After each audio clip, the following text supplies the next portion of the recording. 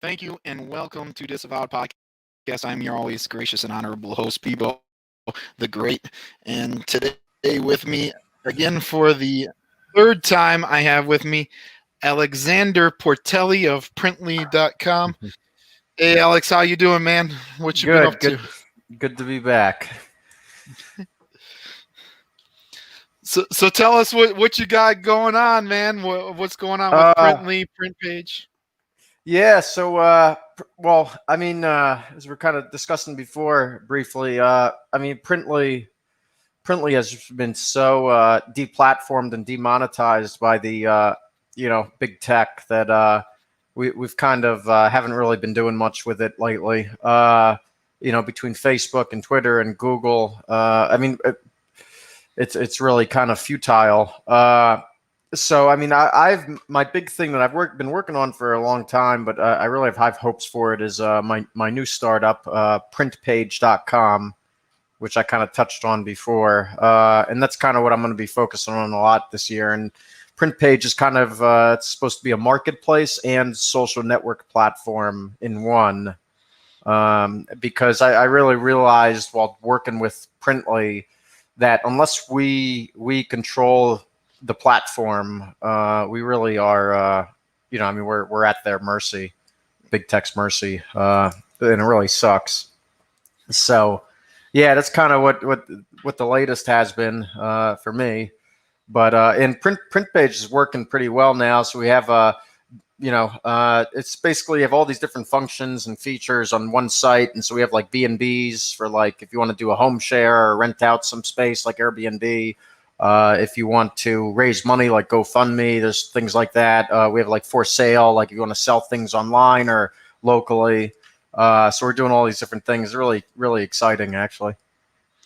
Now, I imagine the hardest part of promoting like a page, something like that, would be advertising, getting people to know that you exist. Yes. Yeah, that's gonna be a tough one. But I think that if you do something good and the money makes sense, people will use it. So we're just kind of trying to undercut everybody. So for example, if you sell something online on Printpage, we're not charging any fee. We're only charging the processing fee itself. So all you would pay in a transaction would be 2.9%. There's no money to list. There's no anything. So it's basically trying to just undercut all of big tech. That's after everything I've dealt with Printly and Facebook and getting banned off Facebook and all these different. I mean, for my conservative activism, I've probably been deplatformed from like 10 different big tech companies. I mean, I've been kicked off Google Wallet. I've been kicked off Airbnb. I've been kicked off Facebook. I've been kicked off, banned from freaking GoFundMe. Just the tech tyranny is just so outrageous. That now my goal is just to destroy them, almost just to get a better replacement of that is not only better than them, but it doesn't censor like them. So you're at war. I'm at war. So I'm literally making this platform. I made this platform that will make no money to me. I mean, we sell stuff. My company sells stuff ourselves on it, and that's how we can generate revenue. But we're just making a platform where people, they literally they're to if you're going, let's say you have a B&B. Because all these big tech companies, they're so self-righteous. Uber bans alt-right, people from using their platform. Or Lyft and all this stuff. They'll if there's like an alt-right event or a right-wing conservative event, they won't do rides, or something in that, or Airbnb will shut down like their let's say if there's like a conservative convention somewhere, they won't allow them to book on Airbnb. All these different things. We see it all the time with tech tyranny, Twitter, whatever have you. So basically, yeah, I just made this platform, and we're just gonna, not only is it gonna be better than what they do, but the other goal is to undercut them financially. So let's say if you have an Airbnb, you want a home share, Airbnb will take 5% or more from you for hosting. We take 1%. If you book something, Airbnb will charge you, let's say, like 15 to 25% of your reservation. Printpage is only 3.9%. Same with ride shares. We don't have ride shares working yet, but when that function is in, it'll be the same concept. And then you can list things online and sell them right now. It's working and functioning. If you list on there, you only pay 2.9%, whereas Amazon will take 15 to 20%, eBay around the same 10%. I know Etsy is another e-commerce website. They deplatformed somebody for selling Stop the Steal hats they were making. All these companies, it's outrageous. So that's kind of the goal of Printpage, is hopefully to replace them. Why do you feel that the right, like, for example, like Parler is supposed to be equivalent to like the right-wing Twitter, right? Yeah. Okay, why do you think that the right wing has been slow to come around and have their own platforms? Do you think, is it because of censorship, or because there's just not a market? Or I think a lot of right wingers tend to be complacent. Yeah, the technology right now is controlled by the left. I mean, the left over the past 15 to 20 years has just slowly infiltrated Silicon Valley, where all of these, this web technology kind of infrastructure was built, and now they've completely taken it over. The right, I mean, conservatives just didn't get into those fields. I think that's a big thing. So then you have to know what you're doing. I mean, technology and developing, it takes a lot of work. It's a lot of money. It takes a lot of skilled people. We just don't have that. I mean, the left, I always say the left has coders and lawyers. That's what the left has. We have, business owners and workers and, like kind of your layman and electricians and plumbers for the right. But, we just are lacking in the technology field. I think. Well, I think a lot of that could be due to like the H-1 visas and stuff like that. Oh yeah, yep. Because when they import these people, right, from other countries, rather than pushing our own children into these fields, it has an effect after generations and generations, right? Oh yeah. And then we have no problem with outsourcing, right? Our technology. Yes. It's very true. And that's, I feel like, I don't know what's going to happen with, now that we have Biden is back in, or might be in. Looks like, I don't know what Trump is going to do. I haven't been, actually, I've been totally off of social media because I had it's since being kicked off Facebook. I don't really read news much. Haven't really been paying attention, so I don't know what's going on with Trump or Biden. I hope Trump doesn't give up. But can you fill me in? What's it look like? Is he? Well, he's definitely not giving up. Good. But he called for a rally on January 6th in DC. Trump called for it. So, great. Okay. Are they still cooperating with the transition team? Or? No, he cut off cooperation with the transition team the other day. The Pentagon notified the Biden administration that they're no longer giving him daily briefs. Great. So, I mean, you have basically, I still think it's a long shot, myself. Yes. But, I would love for it to happen. But, I think at this point, what happens? Let's say they even prove that Biden cheated. Yes. Right. And let's say they overturn the election. Right.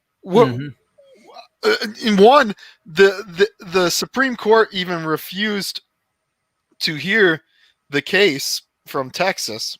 Yep. So at this point, I don't even know What they can do.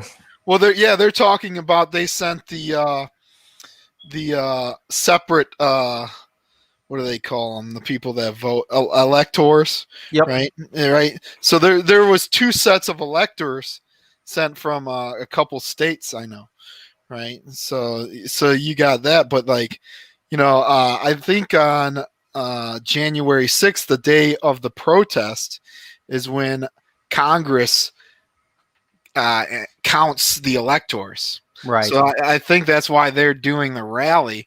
But like, I honestly don't see, Congress. There's some in Congress that are standing by Trump, but like, Yeah. I think a lot of people are going to want to, be on Biden's good side for getting things done in the future, right? Yeah. Well, I mean, to be honest, I mean, I really, I think that we're not really going to recover if Biden gets in. We have even just 4 years of the left fulfilling the continuing the Obama legacy. I think that America might be done. To be honest, I think it's the equivalent of like the end of the Roman Empire, almost the collapse. As they let the Visigoths and the everybody in. Because what they're going to do, I mean, right? I mean, all of these policies that they want to bring back, so open borders, millions of illegals will be allowed to come in. You've got the refugees reset. They're going to restart the refugee resettlement programs. Hundreds of thousands, or maybe even millions of refugees. We see how they vote once they get citizenship. You just look at Minneapolis. You have these the what do you call it? The visas, right? We were just talking about H1. Yep, the H1 visas. They're gonna open the floodgate with that again, and it's going to permanently change the dynamic of the country. And and unfortunately, I mean, most people in the world, they don't understand American values. They just don't. They just don't understand the concept of free markets and democracy. I mean, a republic and constitutional rights and freedom, and they don't really, And then when they're able to vote, as we see in these communities, unfortunately, they vote for this, socialist policies. They vote for far leftist policies. They'll vote for the most left-wing candidate. I think that that's going to permanently, those millions of people will permanently change the voting demographic, and there will be no going back. Unfortunately, it's very scary. Let's be honest. This has been the plan the whole time, right? Yeah. They've been. This isn't something that just started, right? They've been pushing this for decades. Even when Reagan, Reagan gave amnesty to millions of illegals, right? And now there's reports of like there's actually reports right now of an uptick of just people coming across the border. Yep. Since Biden has since November, since the election, there's a major uptick in people crossing the border illegally already. So they're already coming in. They're already, they're like, yep. As soon as they got at this point, the only solution is secession, two separate states. That's the only possible. But then the big problem, and we see it time and again is, I mean, if you have a far left society and you have a far right society, or a conservative society, or a liberal society, or a libertarian society, and a statist society, people are always going to flock to the libertarian or the conservative society. And we could secede, but then what's going to happen over the years? The people are going to flee the leftist country, side of the country, and for the conservative country, but then they vote the same way. They're going to vote for the left, their left-wing ideals. I don't know. I mean, I think to be honest, well, we need die-hard. We need, to be honest with you, we need something that's more bulletproof than the Constitution.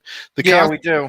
The Constitution was supposed to be there to protect us. Now, I always get into these arguments, about semantics, and the people on the right will be like, it's not the Constitution that's the problem, it's the people that failed the Constitution, not the Constitution that failed the people, right? Yeah. Now, that's irrelevant to me either way you look at it. Like, okay, if I'm over here and I'm getting my rights trampled on, and I'm my constitutional rights are being trampled on, I don't care whether the people failed me or the Constitution failed me. At that point, I'm sitting in prison because I went ice skating. You get what I'm saying? Like, yeah, for real. Where we messed up, conservatives messed up by changing our view from wanting, we wanted limited infringement, and then that morphed over the past century into limited government. I think that was the big problem. Is we don't mean we want you can't have a free society in a limited government. You need a strong government to preserve the ideals of a free society. That's what I've come to really believe. Well, see, what they did is they used these straw man arguments to actually defeat the Constitution with the Constitution. Like, for example, in our state, they made smoking inside illegal, right? Yes.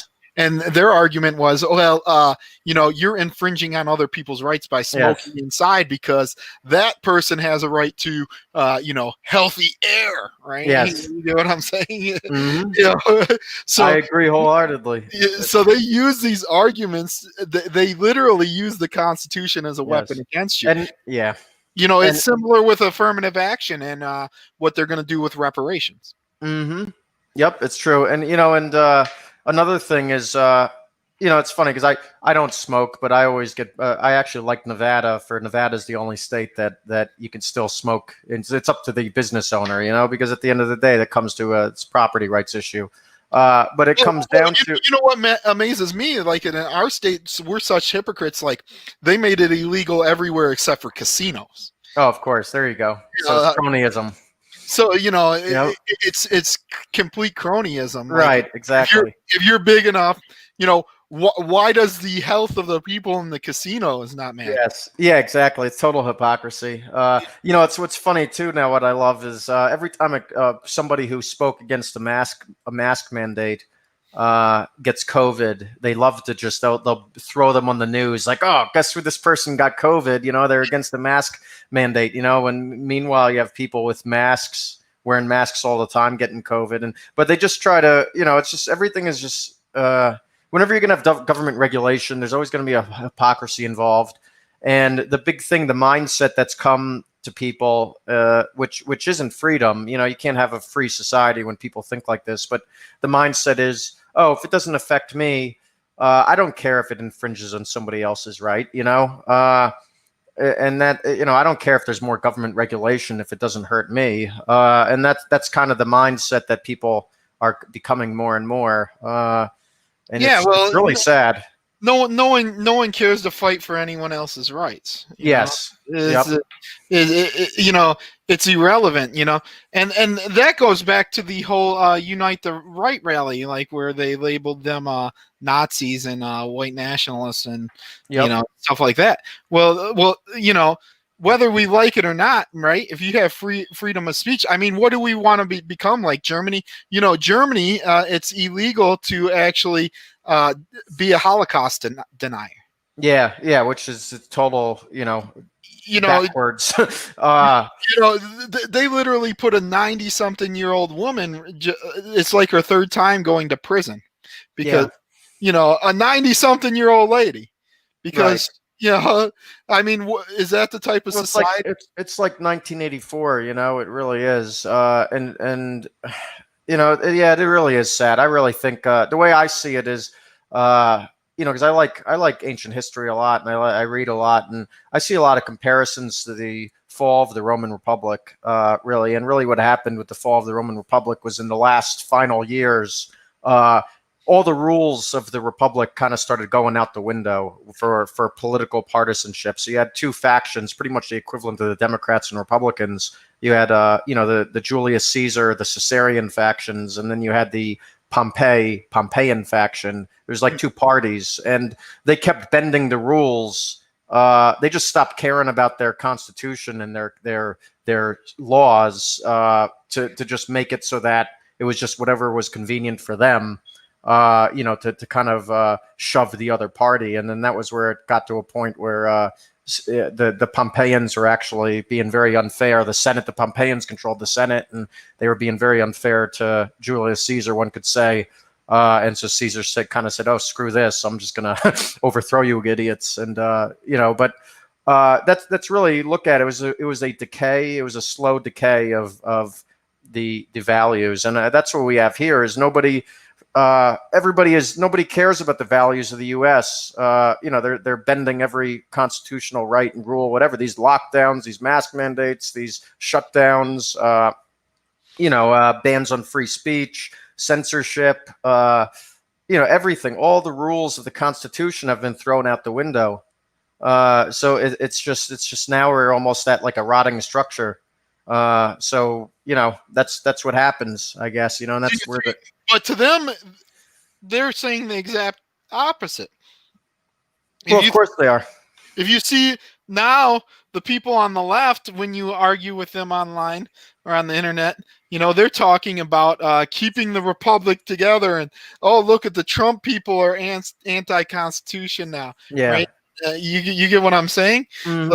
But they had no problem. They have no problem forcing businesses to shut down and forcing people not to be able to work, which is constitutional violations at the most extreme. They don't see that as a constitutional violation. No, they're they not. Look at it as like you're putting someone else's rights at risk, right? Right. Because you don't got the right to infect me with a virus. Yes.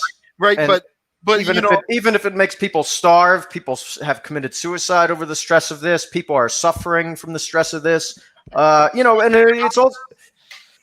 it's also very funny that a lot of them, it's always, I remember there was like some people who were, they worked for the government, or they worked for hospitals, and they were totally all for lockdowns. And until the hospitals started laying them off, and this one lady who was all for a lockdown, and then suddenly on Facebook, she was like, "Oh, I got laid off. The hospital has nobody because, business is so slow. They laid me off. We have to end these lockdowns." And it's just an example of, how until it affects me. To be honest with you, initially I supported the lockdown too, because I see this virus and this propaganda coming from China. I didn't know what was coming, right? Mm-hmm. They had people falling over in the street, acting like they're dying in the middle of the street, So initially I was for the lockdown too, but at the point where I thought the lockdown should have been over with was when they sent them 2 ships to New York, right? Yeah. And then they didn't even use them, and then they sent them back out. That was the point when I thought it should have completely opened. Now, I think we could possibly do, if we were to have some type of lockdown, I think it should be for people 60 and older. If you look at the statistics, like in my state, 47% of all deaths are in some type of assisted living or elderly care home, right? Yeah, it's just old people. And then, and that could be handled, those things can be handled without government intervention as well. Just like, you look at places that didn't, Japan, when Japan never went into lockdown, I don't know if they have gone into lockdown now, but they didn't go into lockdown, at least up until, the end of summer. And people were like, "Why aren't you going into lockdown?" And Japan said, "Our constitutional would forbid this. We can't lock people down based on our constitution." Sweden took that stand.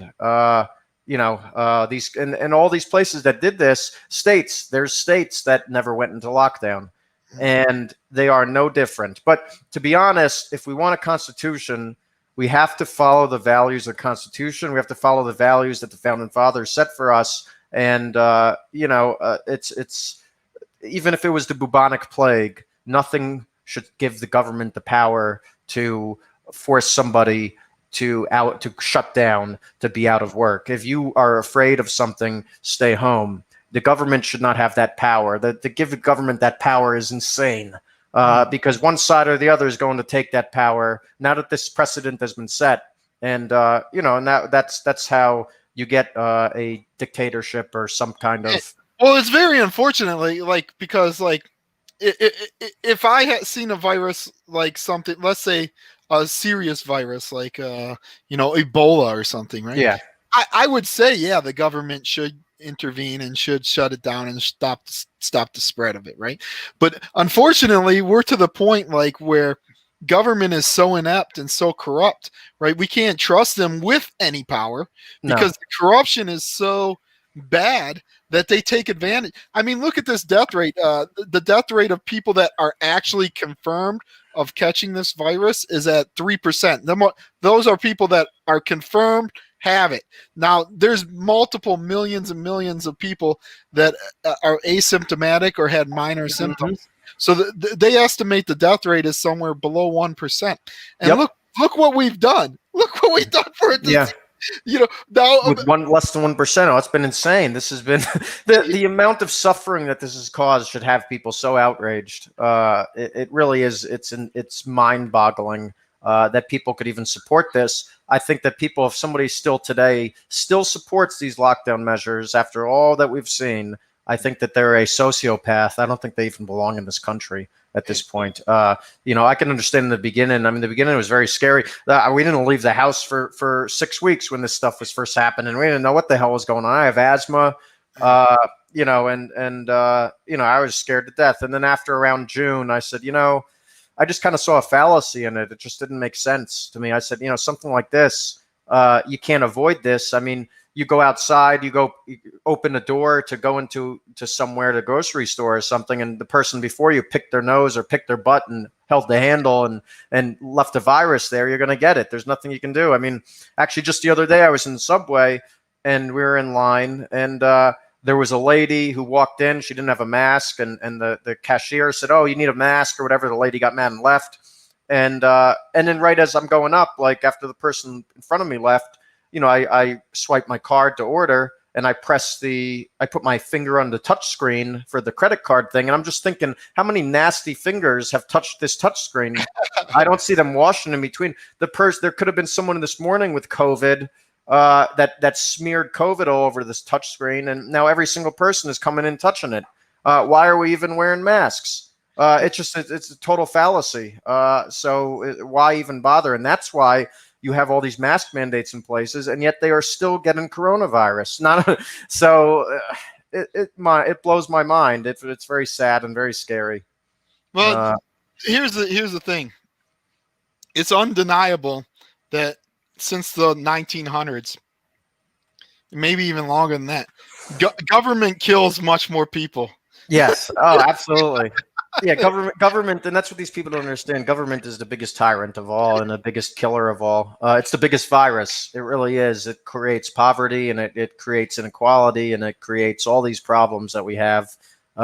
Government should handle the court systems and justice and the roads, and that's about it, to be honest. I don't think it should do anything else. I got in a debate with somebody who ironically was kind of like she's a Cuban immigrant, and she's a Republican, but without realizing it, she's pretty left. But we were debating public schools, and and I was just kind of bringing up even the point there that even with school, I mean, you look at our grandparents who had no public education. I'm always going against school education, the public education system, because I think it's such a big waste of money and huge, burden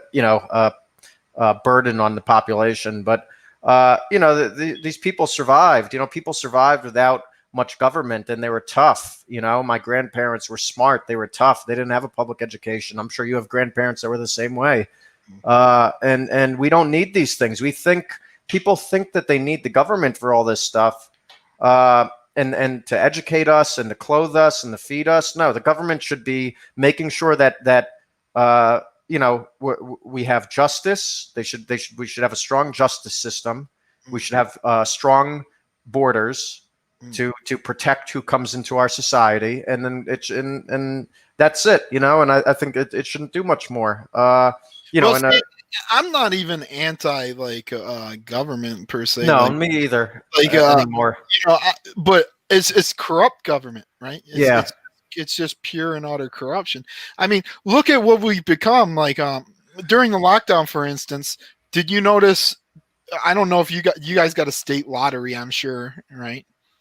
Because it's in Nevada. I don't know if they actually do, because there's so much legal. They don't want to compete with the casinos. Right? Yeah, it might be the only state with none. But for example, our state did not shut down the lottery. Yep. Right? Yeah. Oh, no, of course. It's total hypocrisy in every way you look at it. So that was, I mean, if you look at our government in the past, like, okay, I was born in the 80s, early 80s, right? Yep. See, when I was growing up, I was sort of anti-conservative because the conservative side was big censorship. Yes. Like movies, pornography and all that. They were self-righteous. Yeah. Right. So at that time, I was sort of anti. I was a Democrat. My parents were Democrats, so I was. You're like me. My parents are Democrats. I was a liberal when I was a teenager. So I sort of had resentment towards that censorship mentality. Like there was a game, NHL '93. I don't know if you remember that, but they went into a big hoopla about the guy falling over after a fight, right? Yeah. And blood would come out of his head. Yep. Like that was a huge deal. They were like, oh. And then that's when they started coming out with like video game ratings, right? Yep. But here's my point. Looking back on that now, right? I thought that was bad, but like they were right. They were like these video games. This is going to lead to degeneration of your society eventually. Yes.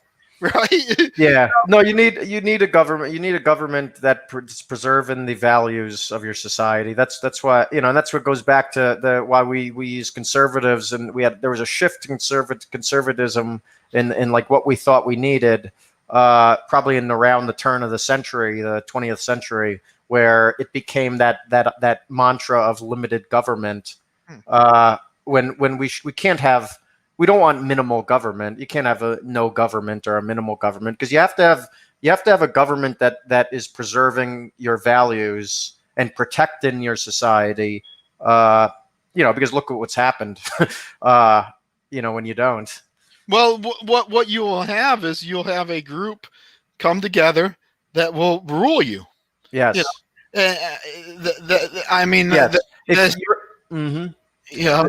Yeah, no, I mean, if your government is weak, then the other side, people come into your society and they're going to use that. They're going to take over that government to use it to oppress you, as the left has done in so many governments across the country, state and local, etc. So yeah, they're gonna use it. You're going to be abused. Somebody is going to have a strong government, and it's better to have a strong government that is on your side, I guess you could say. Yeah, well, see, what's happening is you're having a government now, like I was talking about you with the censorship. Now they're giving you all the things that please you, right? Yes. They're giving you all the things that, pot's freer than it's ever been, right? Yep. Drugs, we're moving in the form. Movies, censorship, right? You know what's unbelievable? Okay, Louis Farrakhan, you're familiar. He got kicked off of Facebook and YouTube with Alex Jones. Yes. Right? Now, I used to live in Metro Detroit. I'm not there no more. But Metro Detroit, on 950 in Metro Detroit, they have Louis Farrakhan on the radio on Saturday and Sunday mornings. Yeah. Right? So you're telling me the standards on Facebook, right, and the standards on YouTube are more stringent than the standards set by the FCC? That's what they've become. That seems like it, right? Twitter, and I mean that's just the self-righteousness that permeates out of Silicon Valley. But what's even scarier is that's kind of what the standard that they want to set for the country. If the left had their way, they would have those kind of standards nationwide, federal laws. I bet. There's a lot of liberals. They don't think that there's liberals that don't think that me and you should be having this conversation, just discussing our views. We shouldn't be allowed to because they consider it whatever the hell they consider it. So, what I don't understand is how can cable and or your public networks used to have the highest stringency, right? yes, Your ABC, NBC, what could be said or played on there was the most regulated, right? yep. Then it went to your cable channels, right? Like your Lifetime, that was regulated. And then you went to your paid for cable, like HBO. You could put whatever Yeah. you wanted on there, right? Yep. Right, because you were paying for it separate, right? Yep. Okay. Now the FCC, I was literally, there's this guy that was called he's the Reverend David Alexander Bullock, and he had a show here in Metro Detroit, and this man was literally on the public airways, right? Because if the FCC is regulating you, right, all the radio waves are really public, right? Yep. They decide what goes out, and he was on here, and a black gentleman called into a show, and the Reverend's black, and he's a reverend now.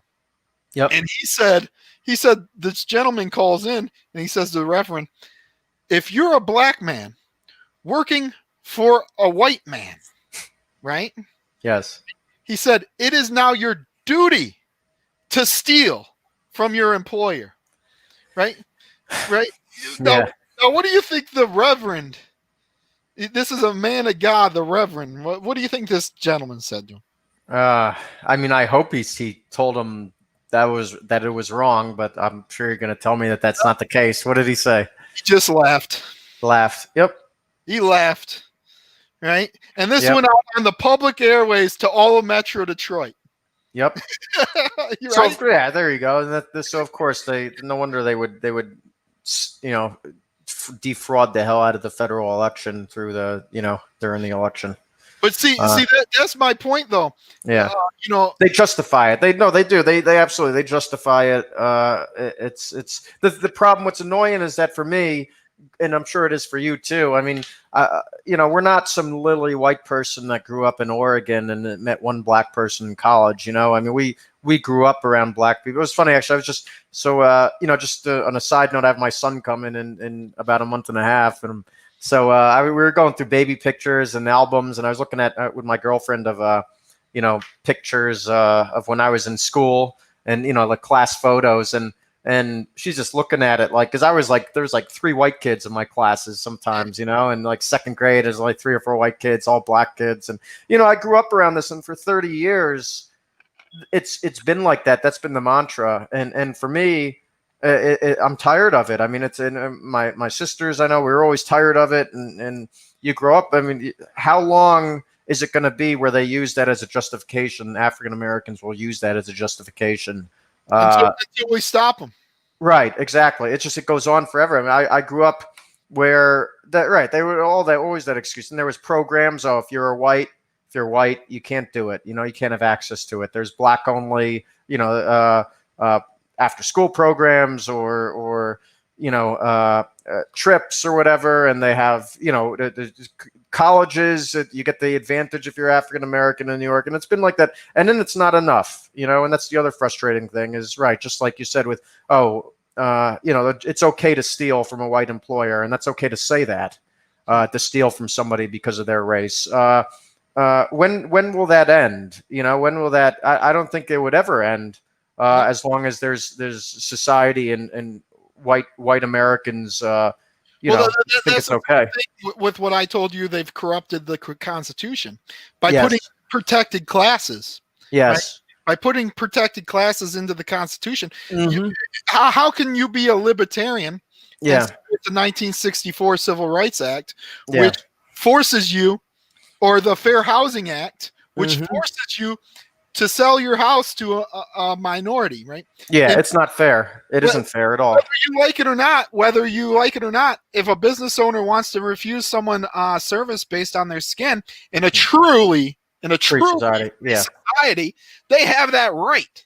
Yeah, I always said that too. And if they want to lose the business, they can lose the business. But I mean, it would go down the property rights. And you look at, it's funny they did all this stuff, but I mean, a lot of the work, all of that segregation and all the discrimination stuff, it wasn't even private businesses that pursued that anyway. It was government. Yet another example of how government is the corruption, and it was local state, southern states and local municipalities in the South that would pass discrimination laws. It wasn't even businesses and private businesses, dude, but yet I'm not even a segregationist. I would Yeah. love for us all to get together, Muslim, Right. Jew, Christian, Right. black, Mexican, white, and all get together and let's come together and hold Yeah. hands and sing kumbaya. Yeah.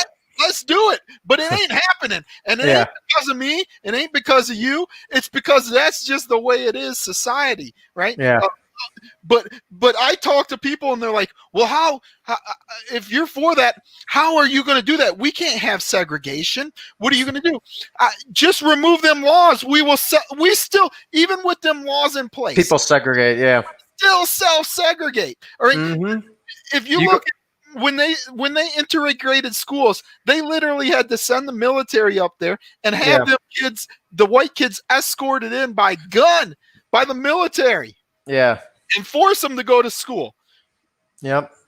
It's scary. It's scary and it's very sad. You look at any liberal city in America, those are the most segregated places you'll probably find too, by the way. LA, New York City, Detroit, absolutely, Chicago. I grew up in I was literally one street from Detroit, right? I could throw a rock into Detroit where I grew, right? My neighborhood was majority white, middle class growing up, right? Mm-hmm. But by high school, they started school of choice. Yeah. So I wasn't in predominantly black neighborhood, but I literally went across, one side of the street was white, the other side of the street was black. Yep, it was very similar for me in Albany growing up. It was the same thing, a white neighborhood, but the way we had moved to another mainly white neighborhood, but the way the school district and everything was wrote in middle school, we happened to fall into the part of the city that was pretty much all black, and my middle school was my elementary school was probably 60% black, 70% black. But middle school, I mean, my elementary school, but middle school was like maybe 20% white and Hispanic and 80% black. And, the white and Hispanic kids would hang out and play hooky and try to survive. And the rest was just gang violence. But yeah, it is sad. It's ridiculous. Actually, I remember it was a big thing when I was a kid. My mom ran for school board because the neighborhood we lived in, there was a public school right down the block from us. We were in a blue collar neighborhood, a working class, but it wasn't a bad neighborhood. It was nice. It was safe. And, my mom owned this little house here on this block, and she owned it because she wanted to be close to this public school. But because of the city's equivalent of their busing system, it was a lottery kind of based schooling system where the affirmative action style, where they would bring kids from the African American side of the city to go to this school. The school denied me. They wouldn't let me. I couldn't attend this public school right down the block because of the color of my skin, pretty much. I had to go to another one across town, and my mom ran for school board over that. Yeah, they started doing school of choice and stuff like that, where you had to get vouchers to go to certain schools. See, but ours, they were favoring the black students coming into our neighborhood. Yeah, right. It was predominantly white. I was what they called a wigger. Right. Oh yeah. Right. Like I was listening to Tupac and Eazy-E and stuff like that. Yeah. I at that time I wasn't even really in a street gang. Like eventually I ended up getting into a street gang because that's the route. But so in high school, when the black kids would come from Detroit, the principal would come to me and say, "Hey, make them feel comfortable." Show them around, blah, blah, blah. And I did that to a couple kids. And this one kid, I ended up being in a gang called the Disciples, which is a predominantly black gang, right? Yeah. And he was in this gang called Nuts, which stood for Niggas Under the Six. Yes. Right? Okay. And so we were under even though we were not the same exact gang, Yeah. were friendly. We were both Yes. under the We same, had a similar childhood. That's funny. right? After you're done, I'll tell you some funny Albany gang names. We'll have to go over stupid gang names when we were teenagers. Well, what ended up happening is I invited him and I brought him into my circle and Yeah. introduced him to everyone in the high school.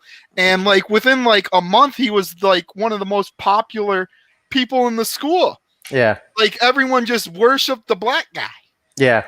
You know? No, absolutely. It's people say, like the stigma is that whites are so racist, but I mean, I think you go to a white neighborhood or community anywhere in the country, and it'll be not only be the most, as a minority, you're going to get the safest, most maybe naively, but nicest people. I mean, very accepting, and it's total opposite. It's funny because the stigma is they just make the white man is the devil, and I had teachers even would say stuff, like teachers sometimes would say racist stuff about white people. Oh, white people did this and that, it's just as a kid developing, growing up, and you're in a class with like mostly black people, and you have a teacher who's black saying all this stuff about white people, and everybody just kind of looks at you, and it's like, it's really not right at all, man. But they all turned it back to you. I bet you like Christopher Columbus. Yeah, I know. Yeah, for real. I watched The Sopranos the other day, the episode where the Christopher Columbus episode. You see where Tony Soprano, he's like, in this house, Christopher Columbus is a hero. Well, dude, people don't get it. It's an Italian thing too. Yeah. It's not only that, they think of it as a white thing in our culture, right? No, like you see, Italians, when we came to this country, we were, man, wops, dagos. How many names there was for us, degrading us,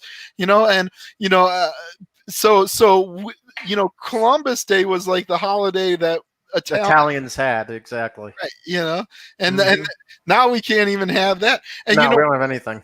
What amazes me is in black culture, they tend to look up to Italians. Yeah, they do kind of idealize Italians. Yeah. Like a lot of, if you notice, a lot of like the rappers will take like Italian, Yep. mafia. They like that mafia and organized crime stuff. Yeah, they love it. Yeah, it's true. It's I don't understand how people get triggered by a statue. It's funny. So I'm Irish and Maltese, and so for the Irish side, even when I was growing up, my mom's Irish. She'd complain about like Cromwell. Cromwell was like a British general or something, and he conquered Ireland. He was really tough on the Irish and the Irish Catholics or whatever. And she'd talk about Cromwell or whatever. I've seen statues of like Cromwell. You go to like the UK or whatever. I don't get triggered. It doesn't I don't understand. It doesn't bother me. I don't like, oh my goodness. No, it doesn't bother me at all. Even there's another example, even kind of more close one. There was a North African pirate named Dragut, Dragut. You look him up. Really, really bad. He actually made his entire career.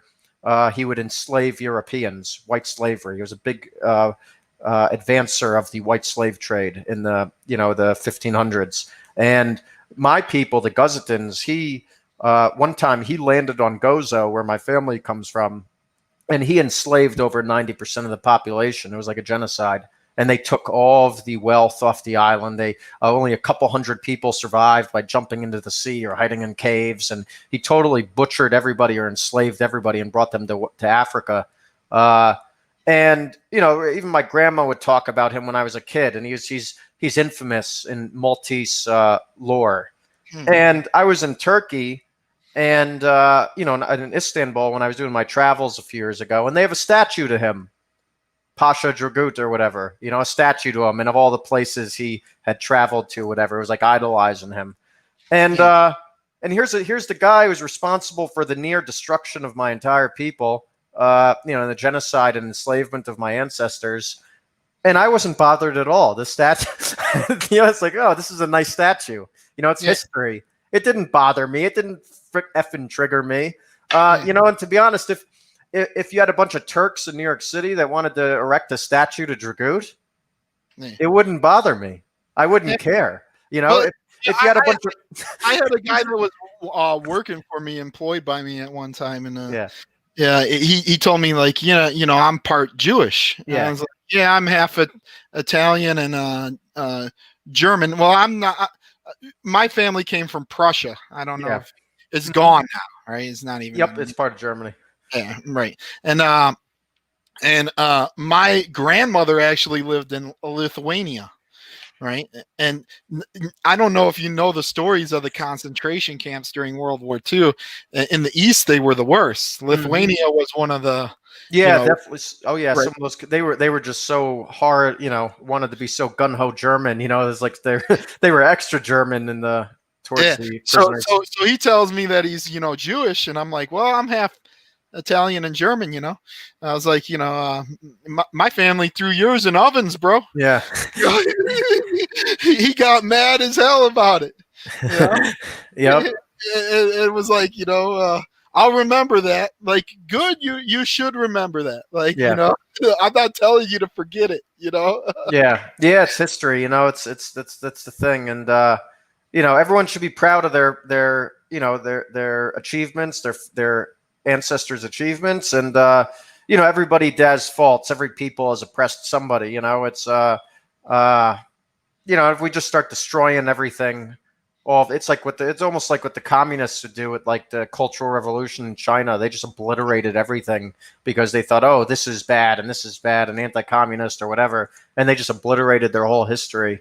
Right. Because that's what we'll get to. I mean, well, that's what I always get to. You see the name of my show, Disavowed Podcast, right? Yeah. Like, that's what everyone wants you to do nowadays. Mm-hmm. Do you disavow him? Yes, they want you to disavow. He needs. Do you disavow him for what he said? Man, who am I to disavow anyone? Yeah, exactly. Like, give me a break. Yeah. That's why I call myself Bebo the Great too. I do that as a mockery. Everyone thinks they're so great nowadays, right? Yep. Everyone, I have the moral high ground. Look at me. I gave money to a charity. I saved a puppy. Yes. But yet these are the same people sitting back watching people have their businesses forcefully shut down, going out of businesses. And this would be one thing. The first shutdown, at least they gave the PPP, right? Yep. Now they're shutting down these businesses without any assistance to them. Yep. So you're literally giving these people the choice of, most people, like, I lost my business from this. I lost my business from COVID. Now, I'm not saying I lost everything, right? I'm not saying I lost everything. But what I lost, a lot of people will never save. Yes. You know what I'm saying? Like, people work their whole life sometimes to buy a restaurant. Yep. Right? Like, literally, they take their life savings and put it into that restaurant. And a lot of times they don't even own the property because it's not cheap. It costs a lot of capital to open a restaurant. It does indeed. Especially if you go brand new everything. Go brand new everything. You're spending $200 a chair. People don't realize that. Like a cheap chair is $200, $150. Yep. No, it's true. It's very sad. This has been, even for me, I mean, this has been a struggle, to say the least. You have to be very creative, and these people that work, if they have a job where they're not affected by the lockdown, maybe it's easy for them to say to support lockdowns, but they don't understand. There's millions of people that we don't work for the government. We don't work for civil service. We don't have a steady paycheck. That's why, as far as the bailouts and the unemployment, like, I'm torn between it, because this is what they do now in our government. They can't get anything fucking passed. Try not to. Yes. But they can't get anything passed. Yes. Because we're so partisan. The left is going for the left. The right's going for the right. So they use these COVID bills to stuff everything in it. It's so bad. No, it is bad. The government cannot just give away money. It's such a stupid. It's amazing how the intelligence, or just the intellect of our statesmen has dissipated into as simple as primal as we give money. Let's give money. We give this much money. No, we give this much money. Give them money. And how can a society function like that? It doesn't make sense. It goes against all. They should be making things easier for people. Politics and economics is so much more complex. I read a lot. I've been rereading Wealth of Nations. It's a great book. That is the book that the founding fathers wanted us to build our economy, our economic structure on, right? And we go against all of those values now. We've completely strayed from those values. And that book gives so many examples. And Adam Smith explains, if you want a prosperous society, it's more complex than these things, than just tax and spend and that's it. There's complex things that go into economics to build a wealth for a nation. The problem now is everyone's on the dole. Everybody is, right. You have all these smooth brain people that are out here talking about the welfare. Well, do you ever hear them talk about the welfare that the farmers receive? Farmers receive billions of absolutely. of dollars, and dude, you know how much money we give to the NFL, to the NHL, to the MLB, to everybody, right? You see these movies where they use military bases in these movies, right? Yep. What do you think that is? A lot of times, why do you think the NFL gets to do flyovers at? Why do you think the Air Force does flyovers at the NFL games? Why is that? Well, because they're connected. They advertise. Yep. The Air Force pays the NFL to advertise. Yeah. You see them recruiting commercials. What do you think, the NFL's running that for free? Yeah, it's all of this stuff. It's very sad. Even you look at Wall Street. People love to make Wall Street the scapegoat. Wall Street was created through government regulation. Wall Street. Why? So you look at the beginning, and also goes back to around the turn of the century when we really started straying from a lot of stuff. We passed an income tax. There was no income tax before then. They passed a federal income tax, and we started becoming a interventionist country instead of a non-interventionist country. And there was something called the Blue Sky Laws, which we passed, which basically Wall Street, when the stock exchange was first kind of around, it was kind of just a rich man's game, a rich man's gamble, and only the mega rich would play the stock market because it was so risky. And average investors and banks wouldn't put money there because it just was too risky. And the rich people would get ripped off all the time because, it's a stupid. It's a risky endeavor. Going against rich at that. Yeah, so they were just getting ripped off all the time. So the rich people, ironically, complained to the government. They said, "Hey, we keep getting ripped off. You need to pass regulations and rules so we can." It was almost like gambling for them, like betting on stocks. And they said, "You need to pass regulations and rules that protect us so we can bet on these. So we can invest in these stocks." And the government did. They passed through what were called Blue Sky Laws, and overnight it pretty much turned Wall Street into the only government-regulated market, investment kind of market in the country or the world even at that point. And it went from people might, basically a person, it went overnight, turned the country kind of investing landscape from like, okay, let's invest in Main Street. Like that's a safe, you'd feel more comfortable investing in the hardware store down the block before. But then after this happened, it was like everybody started putting their money in Wall Street because, it's government backed, so let's put our money there. More risk averse because yes, it became more risk adverse. When in reality, it just created a bubble, and it kind of people now right now the Fed is buying something like $50 billion a month in assets. Yep. People don't even know that, and they've not announced that, and they said they're going to continue to do that until until the COVID, begins to wane. Something, right? I mean, dude, look at this. The stock market is above 30,000, right? Mm-hmm. Okay, our housing is still continuing to go up in our state. Yeah, here too, everywhere. It doesn't make sense to me, but like, dude, when I was, what happened after 9/11 to the stock market? Crashed, right? If I remember. Yeah. It used to be like when bad things happen. It crashed. Yep. Now it doesn't. It doesn't make sense. None of it. It's all bubbles. It doesn't make sense. Even you went back to the farmers. Another great example. So that where those subsidies come from is you had bad farmers. Around the same time. The 20s or so. Farmers. Okay, so if you were a smart farmer, you diversified your crop. And you look to the long run. But you had greedy farmers who would sometimes say, okay, let's say this year Brussels sprouts was in, and so you're like, oh, I'm going to plant everything. The dumb farmer would plant everything in Brussels sprouts, put all his money into planting Brussels sprouts, and then a bunch of other farmers would too. Not all of them would. The smart ones would say, a smart business farmer would say, that doesn't really make sense because they're all planting Brussels sprouts, even though Brussels sprouts is paying the most right now.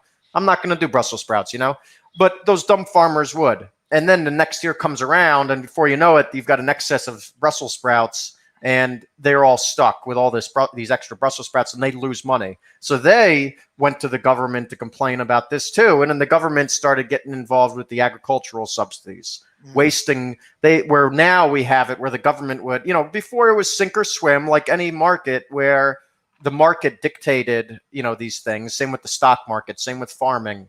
The markets dictate the weak. Okay, sure. The suckers or the weak would go out of business. But, if you were at least somewhat smart at your trade, you did fine, Well, and farming, I believe there's got to be some regulation, especially on the international, because you can't have, oranges coming from Mexico where their value of their dollar is less and their labor is less. So there's got to be some type of regulation for farming. The subsidies, I'm again. I don't think that the government should do agricultural subsidies. In American farming, sometimes you get subsidies to not grow, or you get and that's what they do because now they regulate it. So they actually pay tax money to a farmer not to grow something, or they pay tax money to throw something out. They literally will pay farmers for products with our taxes and then let the product rot because they don't want an excess of it. None of it makes sense. Everything. I think personally that all of these industries, every industry is now regulated by the government, and I think we were better off before they were. I think you look at America's strongest point was the late 1800s, and even before the Civil War. I mean, we were, a powerhouse, economically, and the turn of the century we were. In the 20s, the roaring 20s, people had cash. Everyone had cash, it's, or you look at even the 90s, where there's times where our economy does well and people, have tons of cash, when an economy is good, and now it's it's a struggle, and it's been a struggle, I think, continuously almost, and it keeps getting worse. That's what's killing the restaurant and the people laid off in the restaurant industry is, I hate to be truthful here, but most of them people that waitress, they are waiters and waitresses, they don't pay their taxes. Oh yeah, no, they don't pay taxes really. Okay. So they haven't been claiming their tips. So then your unemployment is based on how much you make. Right? Yes. Yep. So if you haven't been claiming your tips, you're going to get like $200 a week in unemployment because you've been telling the government you're only making 20 grand a year. Yeah, the whole system is rotting. It's collapsing. It seems like it really does seem like it. Have you? The bad are in charge. Yeah. Have you ever read Atlas Shrugged or no? Yeah. What's her face? The woman. Ayn Rand. Yeah. Atlas Shrugged changed my life a lot, but it really reminds me of Atlas Shrugged, the society we're in, where it's just, everything. I mean, everybody is, and to survive in some way, you have to kind of cheat, or you have to just, you just can't survive, and that's where we're getting. That's where we're getting to that point. If you play by the rules, it's very difficult. Hard, yeah.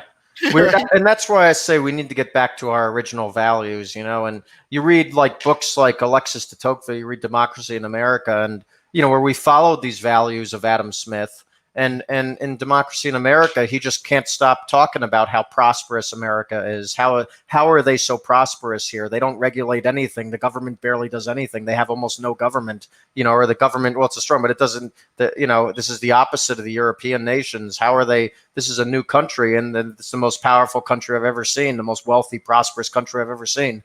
And you read these, that's another book that's really good. I recommend everybody read it. But, you read a book like that and you look at it today, and even if it's the 1850s, you can tell that life, the quality of life for the time was a lot better then than it is now, and that's why I really believe we have to go back to a lot of our original values. Then we did have strong immigration though, too. We had strong border control and strong immigration on who, how many people we allowed in and who we allowed in, and we would ask, we would ask people, immigration would ask, are you an anarchist? They wouldn't let you in if you believed in anarchy. Communist.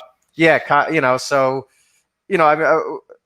I believe that we should, that's really what we need to do, or I think we're doomed otherwise, to be honest. As morbid as it sounds. Sometimes the best solution, I'm going to go the further other way. If Biden gets in, if Biden, okay, they just passed this $900 billion bailout. Yeah, that's not going to be enough if Biden gets in. He's going to want his own too. Yeah, no, of course, right? They're going to outdo it. They're going to make it bigger. He's not going to let Trump give away all that money without him now getting to do a giveaway too, right? Yeah. Yep. Okay, I'm going to support it all the way. 10 trillion. They proposed 4 trillion. Nah, let's do 10. And I'm the conservative. Dude, just get out of the way. Yeah, let it collapse. Dude, stop fighting it. Yeah. Give it to them. You guys want universal health care? Let's give it to them. Yeah, let it all collapse. Dude, we're closer to their system now anyway than ours. Yeah, okay. We are. Oh, we're way close. We're already there. We're a socialist country. You can't say we're not a socialist country. Yeah, in all aspects. Why not? Why not give it to them? Yeah. Look who's pushing for it. It's these billionaires and millionaires behind this leftist ideology anyway. Yeah, no, absolutely. It crushes competition. The more regulation and the more taxes and the more burden, that doesn't affect Walmart. Walmart doesn't care. It affects the small business. Actually, it's funny. I had a talk real quick about a side idea I had, which, because I believe in trying to restore, the republic and the free markets. But I had an idea for probably a new venture I kind of wanted to get into, was kind of building. So I'm in real estate a lot, involved in a lot of real estate things. I won't go too much detail of my businesses because Antifa watches all the interviews I do, and they love to try and sabotage me. But I want to do some builds, and I had an idea to actually. I looked at Detroit as a possible place just because it's so easy to get land there, and you could probably get it rezoned. But yes, I want to build mixed-use housing where people can live and run businesses from their home, and get build housing where they could have storefronts or a restaurant or whatever, but also residential, and it's zoned for mixed use. They're actually doing that in a city south of me. Oh, cool. And they got the storefronts for with the little town housing and condos above it. Yeah, but I want. It's not like that. It's like they got the whole thing, man. But actual each unit, each house, almost like a free market kind of neighborhood almost. So each house is it's not like what you're talking about. There's retail on the bottom and then residential on top, apartments or whatever. It's a house that is zoned where you can run a business from it. Because I think what we need more small business owners. We need people who are running houses. And I think a big problem, maybe not so much in Michigan, a lot in the out west though, is the reason you don't have small businesses is the money to get. It's either you have to have the money to build a commercial property, or which people don't have, or that's it, or you live in a residential. You're not looking to do. You're looking to zone it industrial. Well, Well, I guess I see it as term mixed use because mixed use can be, although I guess it's different depending on where you go, but generally there's a mixed use zone which means that you can both live there. It can be a residential or it can be a commercial. Yeah. Or both. See, part of the problem is just doing a development like that. Like, you're talking about millions of dollars. Like I was working for a developer. He was actually on the downtown development board where I work, and he was building like a $23 million condo project down in Florida at the time, and like just the permits were like $770,000. Yeah, you'd have to get it zoned, the land zoned for mixed use. You generally don't see a lot of mixed use zone, but yeah, basically a house and property that is zoned where it can be anything. It can be if they want to do a restaurant, if they want to do a retail shop, if they want to live there. I think that's really, because I think zoning laws are also another big problem. Zoning laws were I think they're one of the biggest purveyors of poverty in the United States. Well, you gotta grease everyone's palms to get what right. you want. You know? And either you have to live in a residential, covenanted home now, property, or or you work in, and then you work in a commercial shopping plaza for a franchise, and that's the world that the left wants. Almost, it's very depressing. They want to crush small businesses and destroy the opportunity for small businesses. So. Well, see, that's why people, like everyone has this dream of moving out to the country, moving out, that's why they can't do it, because the jobs aren't out there, and it's expensive. Yeah. And then most people have to drive to the cities for work. Yeah. So it's like, it's just very expensive to maintain, And dude, they want it that way. See, they want you. They don't want you to get into the game, and it's the same thing like running. There's some people that try to run catering businesses out of their house and stuff. Yes, like, that's illegal. Yeah, right. They shut you down. Yeah. Yeah, right. But I mean, but then KFC was founded by a guy who went door to door selling fried chicken. As I would like to say. So imagine if he did that today. Or Hilton. Thomas Hilton. Or whatever his name is, the founder of the Hilton hotels, ran the equivalent of an Airbnb out of his house. He'd be shut down today. So the opportunities that were available before we had all of these regulations, created this wealth. I mean, that's why I say we're not a capitalist society. The left is so confused; they think we're capitalists. We're not capitalist at all. Crony capitalists, maybe. Yeah, I call us a socialist oligarchy. No, yeah, there are no. You're really, dude. I think we're like a mutant, man. Like we're like something that never seen before. You know what I'm saying? Yeah, actually, there's a better. Oh, that's an oligopoly. Yeah. I consider us a socialist oligopoly. That's kind of what we are. We're not a. Well, it's almost like we're almost like becoming feudalist too. Like like the king owns all the land, and we got to pay for protection. Yep. Yeah, and that's kind of what an oligopoly is. It's kind of like an oligarchy, because it's not necessarily companies themselves that control the government, but it is kind of like a corporate. It's kind of like a corporate big government fusion, of and that's kind of what communism is. You look at communism. I mean, all that happened. The rich didn't go away. The government just became the big. CEOs, the big corporate bosses, right now during this hard times, we're witnessing the biggest transfer of wealth in the history of our country, man. The billionaires are doing great.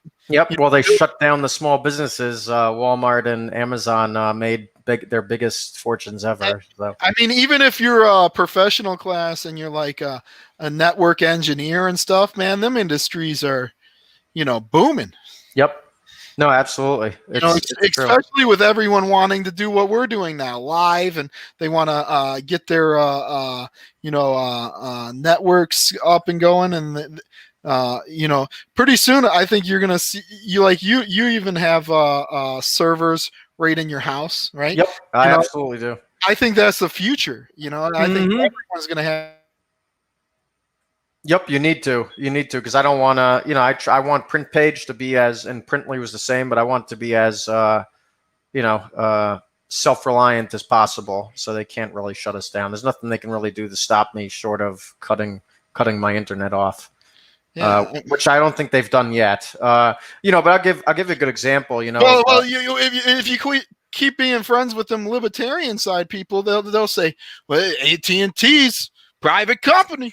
Yeah, yeah. They can shut down your internet. They don't like what you said on your phone call there. Yeah, no, I know it's tough. I'm very torn with it. Even with Facebook, because Facebook has completely deplatformed me, lost all of my photos and my videos. But it's the values. It's the values of it that we have to. It's the same with how I don't smoke, but I don't think that government should stop private businesses from banning.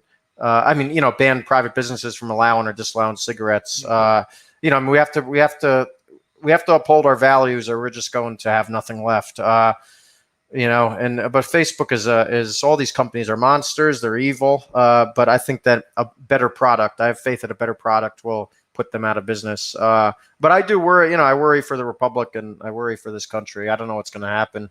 I think it's going to get a lot worse, unfortunately. Yeah, and that's the thing too. On the right, I get attacked all the time. They're like, "Oh, they call me a pussy, right? Oh, you're man. a pussy. You're defeatist. Oh, blah blah blah." Like, listen, man. I'm sorry, I'm not down with you guys in this Q theory, right? Like, yeah. Like there's some guys behind the scene, and they're all gonna come and save us, right? Yeah. And I'm sorry, I don't believe it. I hope it's true. And, that's great. But you want to call me a coward or a wimp because I don't believe it. Listen, we got to start looking out for what we're going to do. But yeah, I'm a wimp because I'm telling you how it is. Did you ever think that this is a COINTELPRO operation to pacify, the right? I don't know, man. To be honest, I've never really paid much attention to the Q theories. It didn't really catch my interest at all. Well, did you see out in Oregon where they did the protest this past weekend, where they broke into the state capitol? I saw something about that on Parler. They kicked out windows, and this is the Patriots. This is unlike us. Well, I mean, it's people. It's the same. The left was doing it over the summer, and I mean, they've dehumanized. The government has dehumanized people, of all sides. And I've been saying that it's amazing people haven't lost their minds sooner. They've put us out of work. They've put us into poverty. How long are they going to do this for? Before people by the millions feel like they're backed into a corner. Well, my position on it is I think conflict is the wrong way to go. Right. Of course, it's. Ideally, right. It doesn't. We can't have conflict. But I mean, they have to. They've got to consider this stuff before they do these policies. And history. History will show you, and time again. I mean, it's people need to work. People need to make money. People need to be prosperous. And then you don't have civil unrest. If there's poverty, if there's depression, if there's this kind of government depression, it's going to cause civil unrest. It's to me, it's like government 101, politics 101. But to these idiots that are in government, they just don't seem to understand. So they need to get everyone back to work as quick as possible, and they need to do some measures. They need to not just throw out money, like we're not Venezuela or Zimbabwe. They need to not just print money as a solution. They need to actually use their heads and come up with some viable solutions to increase wealth and prosperity for people that, through things that make more sense. They should make cuts. Why do we even have people? They don't have no solutions, man. No, they have no solutions. People don't even want to hear the solutions, man. You start talking about solutions, people don't pay attention to you, right? No. You start talking about suicide rates and stuff like that. They turn off your channel. You start yelling about some racist nonsense, right? Yeah. We're talking about Trump and Biden and conspiracy theorists, and hey, did the nurse that took the flu shot die? Right? Yeah. That's what the people pay attention to, and that's what the views are. Like Liberty Rush says here, disavowed is definitely a instigator, though. Oh man, I'm an instigator. Somebody called you an instigator? Yeah, right. I'm an instigator. What am I instigating? right? Right? Yep. You know what I'm instigating? I'm saying this whole time, secession, separate. I'm the Yeah. man of peace, Yep. right? We've been going. How long have we been fighting about race? Yeah. Oh, it's forever. It's endless. No, it is You know, true. It's never going to be over. And even if they did somebody just told me the other day, I got a good story. If you took all the money in the world and you put it in a pot and you gave everybody $5 each, everybody equally $5, within 1 year, uh, within 1 year, the billionaires would be billionaires again, the millionaires would be millionaires, and the poor would be poor. And if they could do reparations, I can guarantee they could do reparations. Dude, They could reparate the hell out of the whole country, and within 6 months, everything would just be back to normal, and there'd be more racist. People would be crying racism even more again. dude, it's worse than that, man. It's worse than that. You literally have Twitter was bleeding money for like the first 8 years of its existence. All right. But yet they were still dropping investment money into Twitter. Drop. The government literally it's chosen, man. What's the word that they say when it's it's arbitrary. Yes. Right? I like that word. Who becomes wealthy now in this country has more to do with arbitrary, with some random wealthy person selecting you to be rich than it does with you working your way up.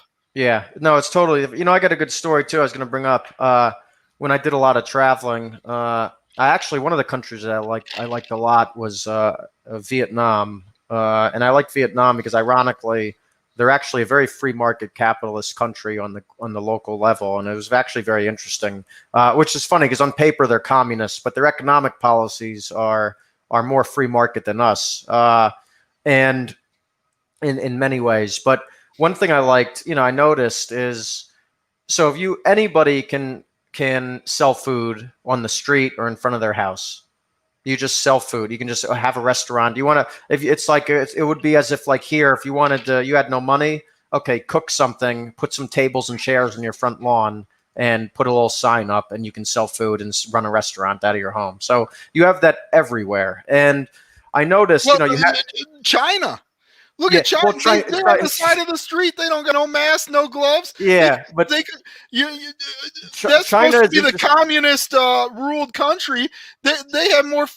Man, people in Africa are more free than us right now. Let me get with Vietnam because China is complex. China's a little more complicated. China has a lot of issues where I'd explain why they're not capitalist really, but Vietnam. So everyone has this kind of right, but.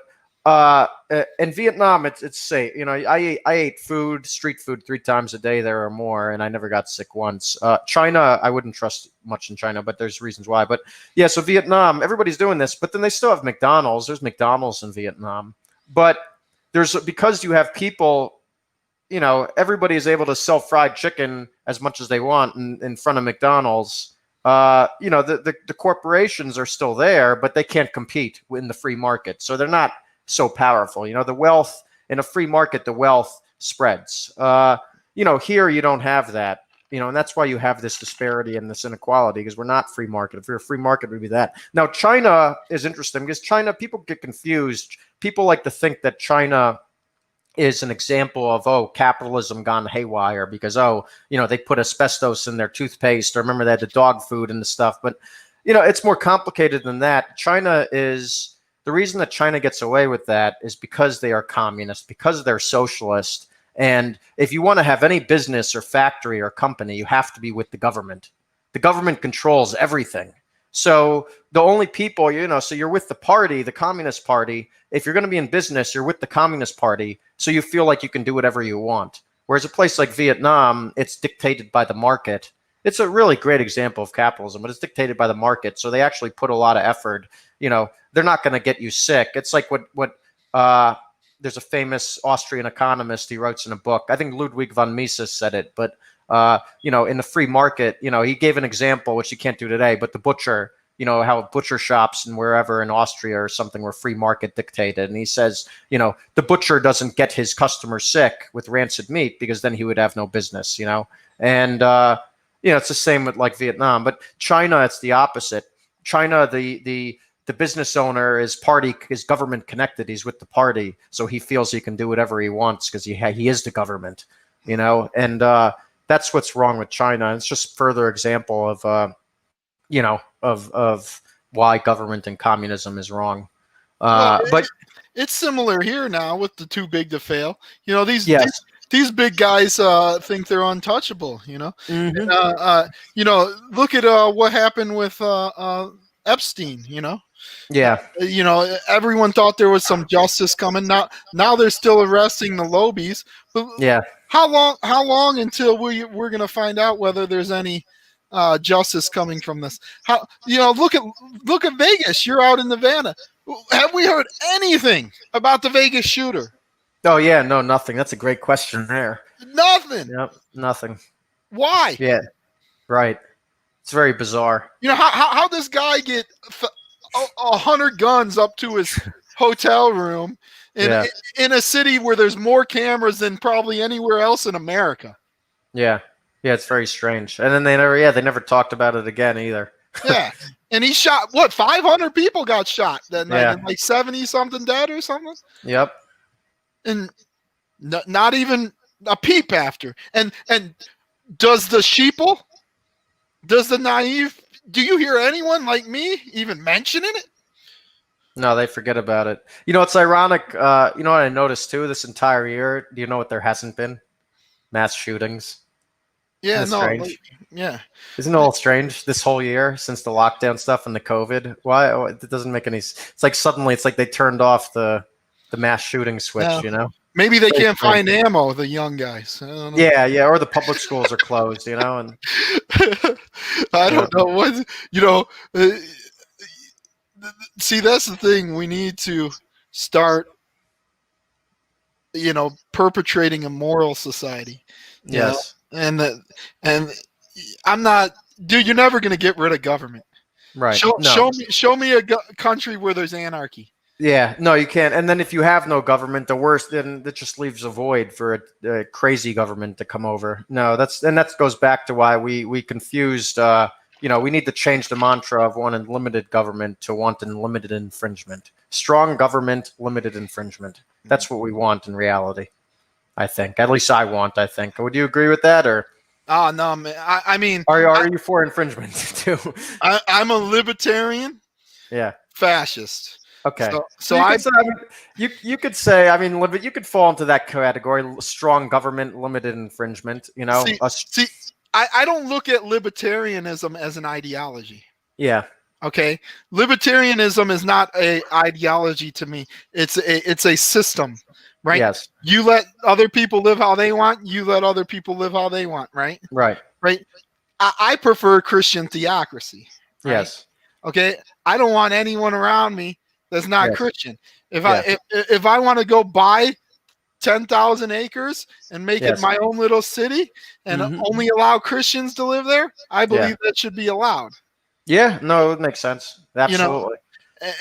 But I'm a libertarian. If a bunch of Muslims want to go buy a bunch of land and have nothing but Muslims living there, that's their business. But but inside of my Christian community, no, there's no libertarianism. No, you can't be out in the street and with your gay pride pants and have your chaps out. We're gonna stomp your ass. Yeah. We're gonna lock you up and throw you out. But my idealism, I would just deport the people if I had my way. Yeah. Well, we definitely just it's too late now, but the government definitely needs to make sure that it's it controls who's coming in for sure, that they share the values of the country. I think that's the big thing that was a mistake that we've kind of strayed away from over the past 50 years. Basically, at one time we had almost ultimate libertarianism. Would you agree? In this nation? Yeah, definitely. But as people came in and they got idealistic, and so it led to values. Right. Well, right, and that's because. And that's what I think it'll do again. Right. Well, let me see. Where did we go wrong? Really? I guess, I don't know. Federal Banking Act in 1913 is a good Yep, start. that's very bad. Allowing women to vote. Well, woman, I made a joke. Woman. Actually, no, I won't make the joke. But yeah, Hey, no. If women did not vote, this country would be conservative. It would be conservative by the statistics. It definitely would. Almost every state would be Republican. Yeah, every state would be Republican. There would be no income tax either, and there would have been no prohibition either. Woman got the right to vote, and in a few years they passed two amendments: the income tax and prohibition. Well, dude, life is hard. I can't even get my wife to quit her job because she has no faith. Right? Yeah. Everyone's scared of what will happen. Right? Mm-hmm. But I'm an ideal Christian. I would like for women to stay home, the men to work. And everyone's like, "Oh, the economy will crash." Blah blah blah. No, man, it'll fix itself. Economy would be fine. Yeah, I mean, they would begin to pay men more because they would have to make up for it, right? There would be higher demand if half the workforce was gone. But look at right now. If our government really runs on our taxes like everyone says, why are they shutting us down? Yeah, it doesn't make sense. Is it not killing their tax revenue? I've been thinking about that all month because as we're getting ready to do 2020 taxes, I mean, this has been a disaster. They're going to get barely any taxes from me. The year has been disastrous. I'm sure there's going to be a lot of people like that. So the government is going to lose a lot of revenue this year, and I think that in a few months you're going to start seeing that in the news as they start to realize that, to try to figure out what to do. Of course, they won't balance the budget. They never do. So they're not going to make any cuts probably, but it's a disastrous time, and it's going to continue to devalue our currency as well, which is also bad. They sit here and they talk about there's no work. There's no work. Go to any of your metropolitan neighborhoods. Yeah. And go look at the neighborhoods and come back and tell me there's no work. Yeah. Go look at the housing. I used to do missionary work. I used to go door to door in Detroit. Yep. Right? I'm telling you, there's some people living with milk crates and a PlayStation. That's it. They're literally sitting on milk crates. Their house is falling apart. You can barely step on their front porch because it's dilapidated. But everyone's like, there's no work. Mm-hmm. So meanwhile, we spend so much money to look how much money we've spent overseas building these countries that we bombed, Iraq and Afghanistan. We'll build cities. We've built the equivalent of cities overseas in the Middle East. That's right. And back at home, our construction. This is the truth. The middle-aged white male is being obliterated. Yeah, right? It is. It is true. And what we were in manufacturing, construction, right? Those are the type of jobs we have. Meanwhile, they're telling us there's no work while our inner cities are falling apart and people are living in houses that aren't fit. Yeah. And see, I'm not smart. I think the government should have set up a jobs program. I don't think anyone should not have a job. Dude, there's so much stuff we can be doing. There's a lot of stuff that could be doing. Dude, these bailouts for everything. We could have sent the bailouts to fix these houses in the inner cities and then hire contractors to fix these houses. There's a lot of stuff that could be done. I think that if they got rid of, they just did some policy adjustments, I think it would help a ton too. I think abolishing the income tax would see a huge benefit for society personally. But I'm against income tax. I support a sin tax system. Yeah. I think we talked about this. I love the sin tax too. I agree with that. Yeah. No jails though. Like only or we'll have very minimal jails, only for the worst. You commit fraud and stuff. Boom, 75% tax rate for the next 10 years. Yep. Every penny you make, we get 3/4. Yeah. And you do 2-3 strikes. Then we lock you up or kill you. You know. Yep. Yeah, no, I agree. It's we've got to, we got to do something though. Let's, it's gonna be interesting too to see the next election what kind of Republicans are running for office as well. Yeah, you gotta wait till see if we lose Georgia, they got everything. Yeah, that doesn't make much sense. I still can't believe we lost Georgia. That's hard to believe. Maybe the Republicans in Georgia kind of stayed home, and every single person in Atlanta went out to vote. That's the only thing I could think of happened. Dude, I'm to the point I don't care whether we lost or won. I don't want part of them. Mm-hmm. Period. I don't care whether I won or lost. I don't want to be a part of it. All we're doing is this tit for tat back and forth, and nothing ever gets done. Yep. It's very true. It is very true. We just so that's and again that goes back to the things I can do to hopefully my little part to contribute to helping the country. If I can build properties that people can use to create wealth out of and raise families from, I'd feel very good about myself. And if I can create a platform like Printpage that allows people to create prosperity and wealth for themselves, then I'll do my part, and that's kind of what I'm going to focus on. Politics is it's very disheartening and draining, and we need hopefully some next generation of people step up with some good ideas and not all this bullshit that we've seen. Dude, they attack the people with good ideas. Yeah, they do. They destroy the people with good ideas. They really do. And things get worse and worse. You look at places like New York or California and they're, Chicago and Michigan, and things are worse than ever. But, they keep voting for these people. It just makes no sense. I mean, would you say things were better in Detroit in the 90s or the early 2000s? You think things are getting worse, or are they at rock bottom? Or let's say Michigan as a whole. Detroit's better. Detroit is better because they hit rock bottom already. Well, what happened is you had them claim bankruptcy, the largest city ever. Yeah, and more than a couple years back. But what happens when you have a bankruptcy? They wrote off all that debt. They don't have to repay any of that debt. So then what happened is now they get to sell bonds, right? City bonds, right? With no debt, right? So your bond is safe, right? If the city has no debt, right? But at least for the foreseeable future, right? I doubt Detroit's going to go bankrupt again in our lifetime. You're right. So now all the people that own bonds prior, guess what happened to them? What happened? They lost their money. Yeah. Right? They're not getting paid back for their bonds, right? So now you had an influx of new money.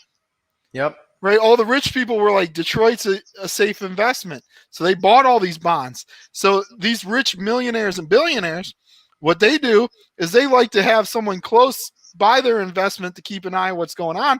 So a lot of them started sending their kids to Detroit to go to school. Right? And now Midtown, it's right outside of downtown. It's becoming like a yuppie, like millennial, right? Stronghold of these wealthy, what do they call them? People that inherit money, right? Trust fund babies, right? And so now and then at one time, I don't know if you knew this, but we have 4 major sport teams. We're I consider any city that has every major sport team, you're a major economic power to some degree. Right? Okay. But at one time we had 2 of them sports teams were not even in the city. Yeah. But they had the name Detroit. Like the Detroit Pistons were in Ann Arbor Hills. Right? And the Detroit Lions used to be in Pontiac when I was a kid. So we only had the Red Wings and the Detroit Tigers, and their old stadium was a dump. It was iconic, but it was a dump. Right? And it was off the beaten path. It wasn't downtown. Right? So Detroit downtown is nicer than it's ever been. Wow. When I was a kid in the 90s, man, it was just nothing but gangsters and crack dealers. So it's gotten better. Yeah. it's funny. My hometown of Albany has gotten worse than ever. Strangely, it's I was just reading they had the most homicides ever, the most shootings ever. It's I read the news, and growing up there, I can't believe how bad it's gotten. There's like 130 people have gotten shot this year. For it's a small city, it's about 80,000 people. And like well over a dozen, almost 24 people have been killed. So yeah, it looks like it's going towards rock bottom. But Detroit, we still have huge crime, but right. now I think they solve almost like 78% of all murders. Yeah, well, after a while, a place like that, I mean, it's people are just going to kill each other off to the point that there's not much, not many people left to go to prison or to kill each other. We got what they call now is green light camera system. I don't know if you're familiar with it. No. So they've integrated the city paid for gas stations to put it in cameras that hooked to their network. So now the police stations can see all of the gas stations' cameras instantly. Wow. So it's almost like, remember that Batman where they put everything together with the sound? Yeah, like that. Yeah. So now literally the police, if there's a shoot and they go off to gunshots, and now like the doors, the doorbells with the cameras. What are them? Zoom or I don't know. Yep, Ring and stuff. Ring. Yeah. Ring even recognizes gunshots now. Like if you have a Ring camera and there's a gunshot in your neighborhood, it'll alert you that there was a gunshot, and it'll tell you which direction it came from. Yeah. And so that's what they're doing in Detroit now. So even though there's a murder or a crime, it's still most criminals are not as intelligent as they like to think they are. No, they're not. And there's more cameras than everywhere now. Yeah. Never before. So now, even though the crime and the murder rate's still high, you're likely to get caught. Yeah, and text messages and cell phones. There's just so many paper trails now. It's not like when I was a teenager. Yeah. Things were a lot different then. You had no cell phones. You didn't have those paper trails. Right. There's no cameras. See, the small cities like Albany probably are behind. They don't have. Yeah. Oh, Albany's behind in a lot of things for sure. But stupid city. Yeah, I was gonna say some funny gang names. You're saying those names. So real quick. So here are some names. The two big gangs when I was growing up in Albany. There was two of them. There was OGK, Original Gangster Killers, and then there was Jungle Junkies, the other one.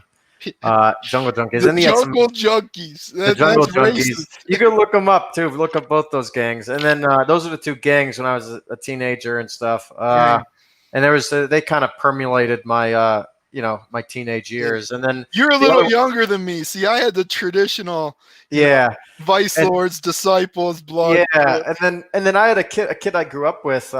This kid I grew up with in my old neighborhood before I had moved. He started an Irish Italian kind of gang called WB, White Boys. Yeah, that was my nickname, was WB. Yeah, he started one called WB, and then there was another one was called the what the heck were they? Oh man, there was Green Street Goonies was another one. There was like the Talibani was another one.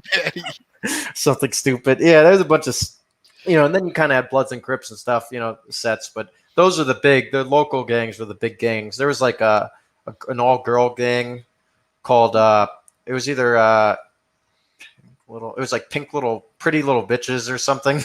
PLB or some shit like that. Yeah, it was also random gangs. For a small city, there was a lot. And then New York City had some funny gangs too, but before I was growing up, one of the funniest gangs in New York City, probably, or by the name, was a gang. I think it was like the 80s, around the 80s and 90s. They were around. It's called like the Decepticons. They named themselves after the Transformers. Yeah, the Deceps, they'd call them or something. Oh my Lord. Yeah. See, towards the end of the 90s, like when I was getting out of high school, like the gangs weren't even like Bloods and Crips. Like it was sort of breaking down. Like Bloods were hanging out with Crips. Yeah, definitely. It was like not even about that anymore. Nothing anymore. Yep. Yeah. They didn't really beef in Albany. The the Bloods or Crips. The two beef. There was a lot of wars. The OGK and Jungle Junkies. Like I said, if anyone listening, they can look it up in Albany. I mean, the violence that those two gangs had between each other was it's amazing they haven't done a movie or TV show on it, because just dozens of people shot and killed, probably hundreds of people injured, stabbed, or shot in the violence between those two gangs, until finally the FBI, they did big sweeps and they arrested I think first they arrested all the Jungle Junkies. No, they arrested OGK. You know, it was funny. It was interesting. You know, the OGK, and then people I hung out with in school, I knew OGK people. And then one of my best friends growing as a kid, or I won't say names there, but one of my best friends, he almost joined the OGK, and then I'd hang out with him. The neighborhood I hung out with was kind of a mixed neighborhood, white and working class, white and black. And one of the kids we hung out with in the neighborhood, his older brother was one of like the founders of OGK, and OGK was like it was like a really organized. It was like an organized crime almost. It was like the mafia. It was like really organized crime gang, whereas Jungle Junkies was a lot less organized, or a lot less structured, and more like a street gang. But the FBI, I think they arrested the OGK first, a big sweep around 2007 or 8, and then they did another big sweep a few years later and took all the Jungle Junkies out. Similar here. Yeah, but dude, even our mayor got hit with RICO charges. He's still locked up. Oh wow, Kwame Kilpatrick. Oh yeah, I think I'm familiar with that. There's another city. So Albany, there's like the Tri-City area. There's Albany, Schenectady, Troy, 3 little cities in upstate New York. Albany is the capital. Schenectady was really, really bad too. Schenectady had a lot of corruption, and it was so bad they like disbanded the whole police force. The chief of police got arrested for trafficking cocaine. And he was using like police lieutenants were like the distributors of the cocaine in the Schenectady, and you could look that up too. But yeah, Schenectady was like a really lawless place like that too, and politicians were always getting arrested. Well, you familiar with White Boy Rick? Yeah, I am familiar with White Boy Rick. He was Detroit too. Yeah. Yeah, see, he messed around, and the mayor, didn't like him, and high up, powerful people. So he's like the longest serving minor for like a drug charge. Yeah, like see that. Yeah, I remember. I saw part of the movie or something. Yeah, McConaughey played him. Yeah, we Rust Belt. We're both white guys from working class Rust Belt cities. It's similar, but Albany is like, man, so tiny compared to it's so small, it's so strange. You said the Tri-Cities, we have the Tri-Counties. Yeah. Right? Yep. And you know what's amazing out here? Like Oakland County borders Wayne, which is Detroit, right? Right. Oakland County is the second richest county in the country. Wow. To Orange. I didn't know that. Orange County. It makes sense. A lot of people don't realize too. Detroit, I think something like the bridge or the border point between Canada and Detroit is like the busiest. Yeah, Canada. The busiest international crossing in North America. Yep. The amount of commerce and wealth that probably crosses through there is people don't realize that. So that definitely. Dude, they're building a second one. Yeah, see, they were fighting it for a long time because a bridge owner didn't want another bridge. Oh, I bet. I bet it makes a fortune on it. Yeah. But that probably brings a ton of capital into Detroit. Yeah. Well, Detroit used to be one of the shining cities on the hill, right? Yeah. Like we used to be like one of the finest examples of success of America. Right, with the auto industry and everything, and if they effed it up, they screwed it all up. They had so much capital. That's what happens. They destroyed it. They absolutely destroy it.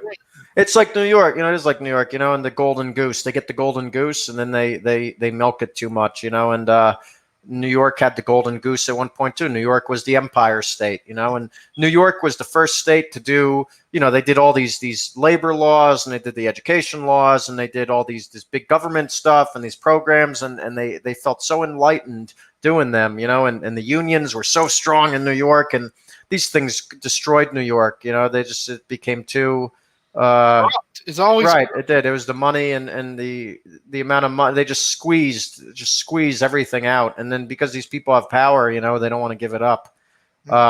But New York, I mean, with the unions, this is another debate I have, because I can understand unions, and I understand, people getting unions and how unions, people, if they're mistreated, if you're working and you're mad enough, you want to form a union, that's great. But, in New York, the unions got so powerful that they asked for anything. And the politicians in New York were so afraid of the unions. They gave the unions whatever they wanted. And the rules and the things that the unions wanted passed, that got passed, they just didn't make sense, and it destroyed the jobs. It destroyed the companies. Our UAW leaders being investigated right now. Cases brought against him. He just resigned a little bit ago. Oh, wow. Yeah, he was, money laundering and on the dole. Dude, that's how they get you, man. They get you first with small things. People think like you get into corruption and like you just wake up tomorrow and you're a mob leader. Right? Yeah, that's how exactly. it goes, man. No, it isn't. You slow. Dude, who knows where I would have been if I didn't have children? Who knows? Yeah. Right? Same. It's. I went to prison. Amazing. If I didn't go to prison for that drug arrest over a decade ago when I was a stupid teenager, I mean, the path I was on. I mean, you never know. I could have ended up in prison for murder or something. Dude, it's still hard. Like I still, when I'm struggling and trying to pay the bills, sometimes I'm like, man, like should I go back? Yeah, it's tough. Yep. Even here, pot's legal. Yeah, right? Pot's legal here. Is it pot legal where you're at, Nevada? Pot's legal in Nevada. It's not in New York yet, but it is in Nevada. Like I still don't even want to go back to the pot stuff, even though I could, because I just know what type of people I'll be dealing with. You know what I'm saying? Yeah. And no, absolutely. It's like, dude, I'm a family man. And then people still come to me because I was in it back in the day when it was illegal, right? Yep. Yeah, me too. Hell yeah. I was getting bricks from Mexico, Yep. Yeah, there's different time. Stuff. Do people? That's another thing. Is like I wonder, kind of like, are people even do people even have weed dealers anymore? Or what the hell are they doing? Like, I don't know. The guy across. I'm so like straight edge and out of like everything. I have no idea what was going on. Yeah, no, I can't. Like in our state, we're allowed to grow 12 on our property. I mean, I used to sell weed when I was a teenager too. That's how I started. I got started in weed and cigarettes. I'd sell bootleg cigarettes and weed, and I believe is hurting the minority communities. Yeah, absolutely. Legalizing the pot is killing them, because everyone's talking about income disparity and stuff, and they talk about, but the minorities don't count selling drugs. That's all off the books. So all these people talk about how they're poor, but I go on Facebook and I see these young teenage black kids with wads of money. And gold chains and like that one was that NBA young boy or something. Like he got caught with like 50 grand and they had like 50 guns. Oh my goodness. Like, dude, let's be honest, dude. The whole music industry is now dominated by minorities. There's no, like, when I was kids, we had the black community that was huge in the industry too. But like now, it's non-existent for whites. Mm-hmm. It very much is. Like, is there any like when I was a kid? Yeah, rap was huge too, but like, country was probably the most popular music. Yeah. Now country, it's like all black too. It's just but now, like, we at least used to have young pop stars that were like doing Disney and young boy bands like NSYNC and stuff like that. And like, dude, that's non-existent now. You don't see no group of white kids as a band. No, you'd never see it. They would be they would shut it down in a heartbeat. They're not giving them anything. Yeah, I'm sure there are white bands of all white kids, but they would never give them anything because it doesn't meet the agenda. Yeah, but yet I'm sorry, I hear these kids rapping, man. They're talentless, most of them. No, it sucks compared to like that's like even like rap when I was a kid. when I was a kid. Jesus Christ. When I was a kid, like the lyrics, or you look at people, rappers from the '90s and everything, and when you were growing up, I mean, they rapped about like the lyrics had substance. The lyrics did have substance. They really did, convey something. And now it doesn't make any sense. What they talk about doesn't make any sense at all. Like it doesn't. It's nothing. It's nothing real. Well, most of them aren't even oppressed no more. It's a big no, yeah, it's not. Half of them are growing up in predominantly white neighborhoods. Yeah, they can't rap about violence and poverty that they experience in their life, because it's not like that. It's now I think you really got to go out of your way if you really want to experience that kind of stuff. Because or voluntarily, because it's just not. Well, there's still some of them like that Tekashi 6ix9ine. He was out. Man, that guy was a millionaire. He was still out doing stick-up moves and shit. Yeah, what a dumbass, right? Jesus Christ. And then he's got a big 6ix9ine tat. Like, who he is. Like, yep. I'm sure you probably even know who he is, right? Yeah, oh yeah. Oh yeah. I remember, and then he cooperated or something. Yeah, and then I'm a 40-year-old middle-aged white dude living in the suburbs, and I know who you are, and you're out doing stick-up moves. Yep. Like if you see Tekashi 6ix9ine, you're gonna know it's him. Yep. Oh yeah. Yeah, it's pretty nuts. But I don't know, man. We're in a mess, and dude.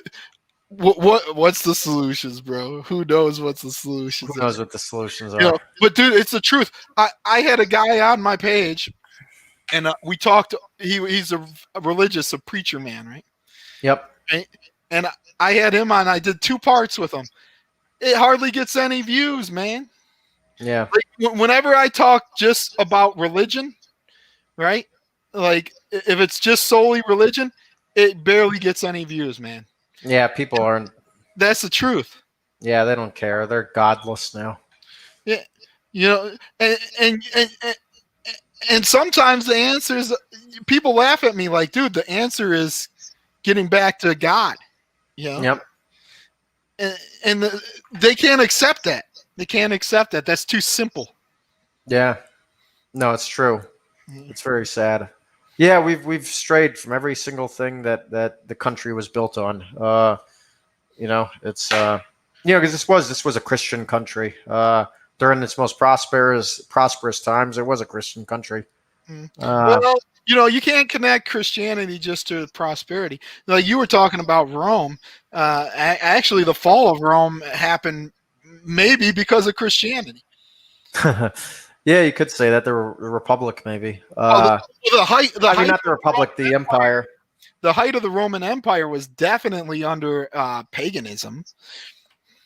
Yeah, for a large part. Well, they had the Republic. They had their gods, and then the Empire they started to worship Caesar. They turned kind of the Caesar into a deity almost, and Caesar's descendants, and then.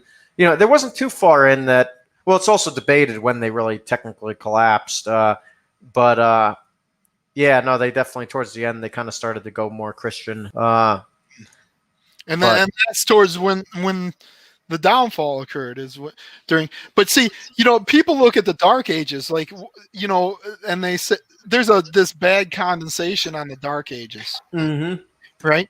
But the Dark Ages was at a point where there was the least amount of government and the closest to libertarianism. Well, they had feudalism. Well, what happened was goes back into like how the collapse of the Roman Empire kind of turned into like feudalism. Basically, what happened was the Roman Empire it was becoming such a bloated entity, and their taxation, because as they wanted more money, like any government, their taxation system kept becoming more and more, and it became to a point where governors and property owners within the Roman Empire in France and Spain and southern Germany and northern Italy, etc., and England, they began to kind of hire their own, put together their own mini militias and military, and they would just kind of kill the tax collectors, Roman tax collectors. It became more worth it to kind of just just kill them than to pay taxes. I think the beginning was when they split into two. They had the Eastern Empire. Yeah, they split in the Eastern and the Western. One of the governor, I forget which emperor did it to try and make it more manageable. Then the Eastern eventually became the Byzantine Empire. Yeah, the Eastern became the Byzantine until it eventually collapsed to the Ottomans and Islam. But the Western was on a decline. You know, it was an old bureaucratic system, and then you know, slowly as it kind of like it's like the government of Detroit almost. It kind of went that path where it just kind of like collapsed into nothing, and these feudal.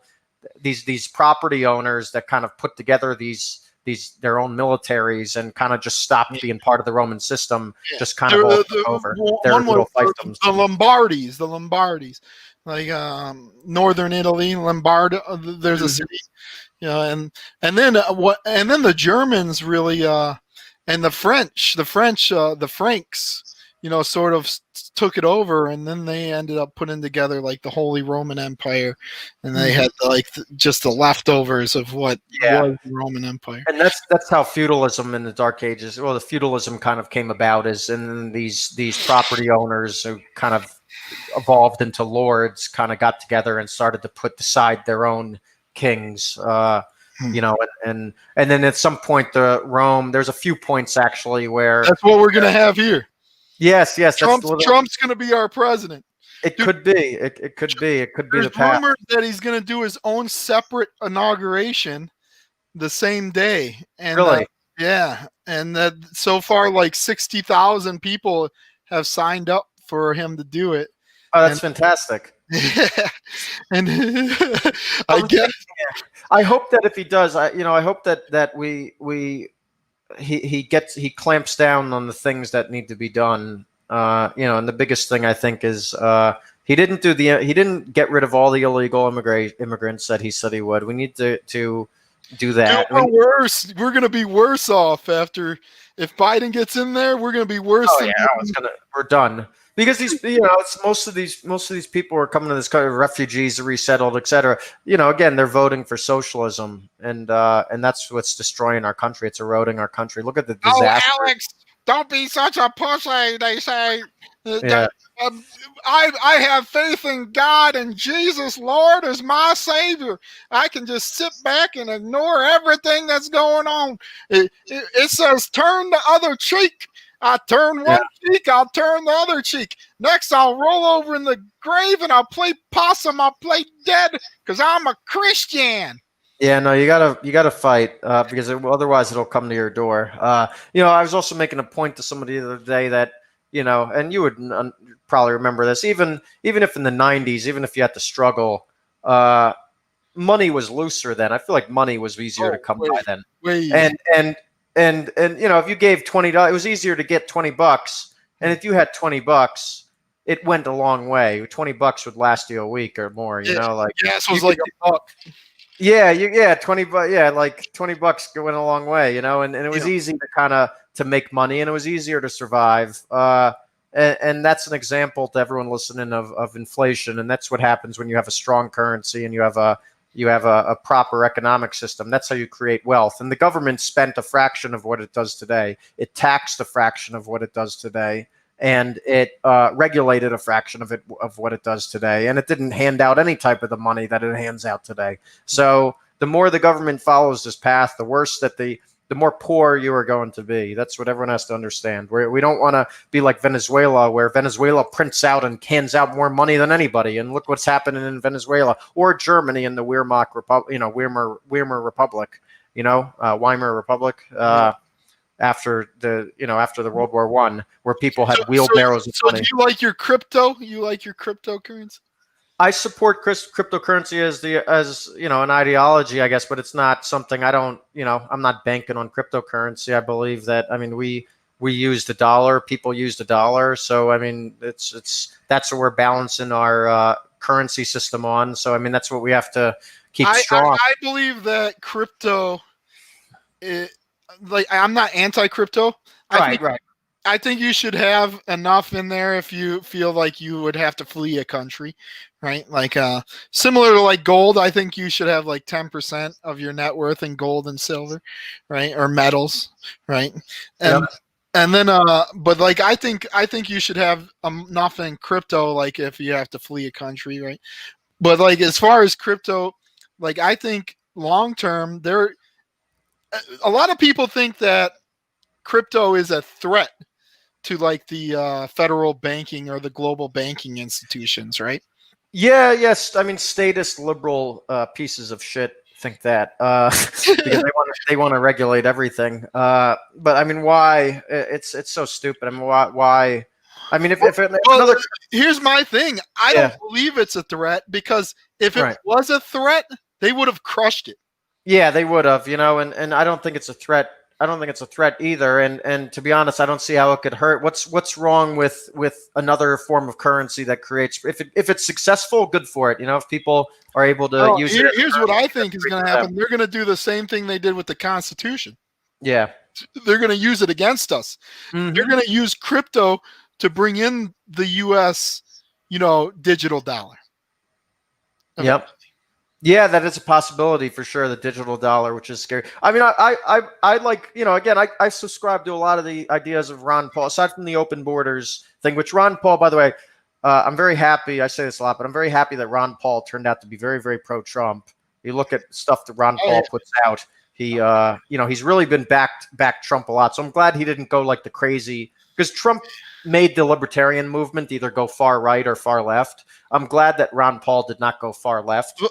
How can you go sit there and like, okay, as we just continually go further and further away from libertarianism, right?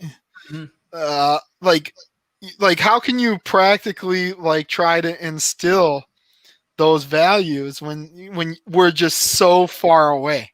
Right. Well, I think that we need to stay with the values of it for the social freedoms and the economic values of it. I think that's very, very important. We have to get back to that because that is what made this country great and created prosperity for us. But we also need to look at what also other things that could be part of libertarian is the could be defined as the original values of America, and some of the original values were that we were a Christian country and we were a country that we made sure that people who were coming into this free society actually understood and appreciated the free society. And but people even debate whether we were a Christian country. We can't even get people to agree on that. Right. No, I know. It's funny because back when the founding fathers time, I mean, a debate on religion to them was if they should let Catholics in, like that was, like even the Catholics were too much for them. So, like, oh my goodness, what if the Catholics come in, like, do we want to go this far? Or the Mormons, but no, we have to, I mean, you have to, because otherwise your society would collapse. You look at every empire that did this. You look at the Aztecs, the Aztecs. So what about your libertarian values to your belief that Christian society is beneficial? How does that, because like, for example, I don't know if you're familiar with this, under Trump, he was the first one to allow the Church of Satan in our militaries. I didn't know that. He actually did. In the Navy, they even got their own rooms for worship now. Jesus Christ, is that for real? That's amazing. Yeah. Yeah, I don't know. Trump's biggest mistake was, and we talked about this before, was he didn't support his supporters, and he didn't get rid of. What about libertarianism? How can you coincide that with libertarians? You have to balance things for if the values are the same as the values of the society, and I guess you could say that that doesn't. I don't know about the military. That's bizarre. I think that's a joke and a mockery. But our values in society are that now. There's tons of pagans and Satan worshippers, and we are accepting that. We're accepting of men turning into women. That's what I'm saying. Our values are there. Yeah, they are there now. So maybe then it is maybe then that's the values of the society now. So then it is It's too bad. It is a shame, but You that's get where what we are. See, Yeah. people can't accept that, right? They can't. This is where we are, man. Like, Yeah. Satanists want to be able to worship in the military, right? It's amazing that there's got to be a joke to them. Like nobody could actually. It's amazing to me that is somebody. To me, with all honesty, that is somebody trolling, trying to be a troll and No, these mock people are Christianity. serious. One of my wife's friends, we actually ended up finding out through Facebook because she liked the event, and it was a Satanist event.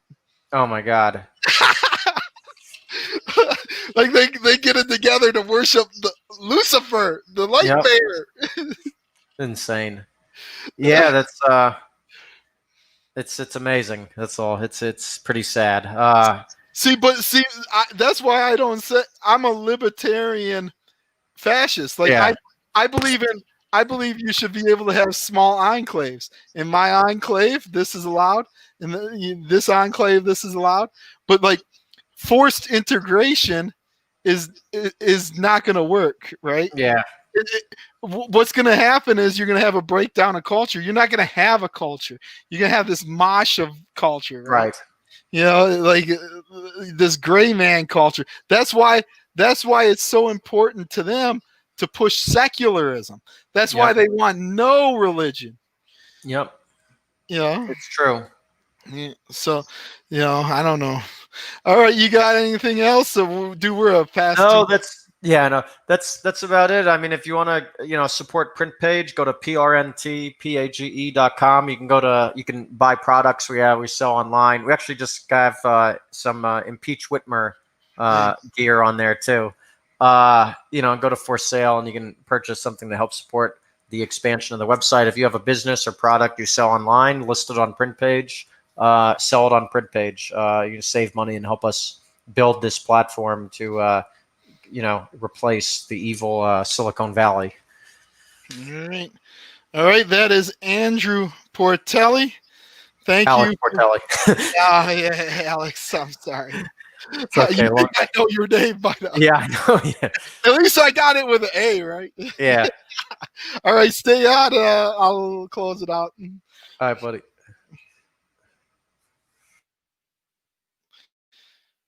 Thank you for joining us. You have all been disavowed.